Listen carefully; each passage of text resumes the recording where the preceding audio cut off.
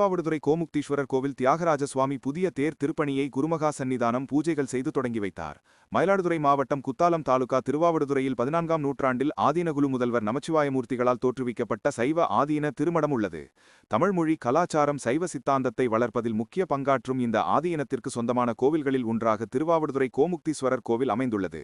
தேவார பாடல் பெற்ற ஸ்தலங்களில் ஒன்றான இக்கோவிலில் தியாகராஜ சுவாமி தனி சந்நிதியில் எழுந்தருளி அருள் பாலிக்கிறார்.